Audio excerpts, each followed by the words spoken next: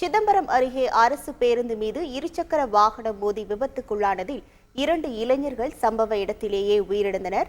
சிதம்பரத்தை அடுத்த குத்தாபாளையத்தை சேர்ந்த கிரிவளவன், கலையரசன் இருவரும் கல்லூரி படிப்பை பாதியில் நிறுத்திவிட்டு தினக்கூலி வேலை செய்து வந்தனர்.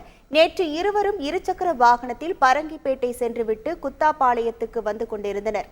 அப்போது கடலூரிலிருந்து பரங்கிப்பேட்டை நோக்கி வந்து கொண்டிருந்த அரசு பேருந்து மீது அவர்களின் வாகனம் மோதி விபத்துக்குள்ளானது. இதில் இளைஞர்கள் இருவரும் சம்பவ இடத்திலேயே உயிரிழந்தனர்.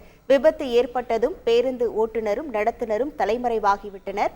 விபத்து குறித்து தகவல் கிடைத்து வந்த கிராம மக்கள் ஆத்திரமடைந்து பேருந்தின் கண்ணாடிகளை உடைத்து போராட்டத்தில் ஈடுபட்டனர். சுமார் 3 மணி நேரத்திற்கும் மேலாக போராட்டம் நீடித்ததால் பதற்றமான சூழல் ஏற்பட்டது.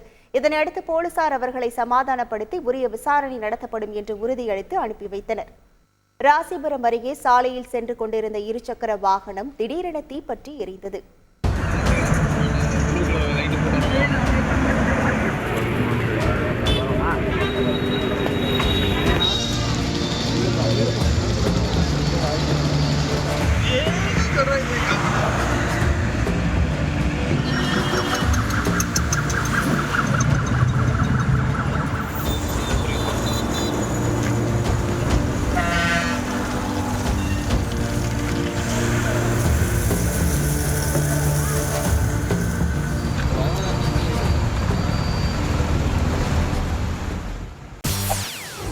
செய்திகளை உடனுக்குடன் தெரிந்து கொள்ள உடனே சப்ஸ்கிரைப் பண்ணுங்க.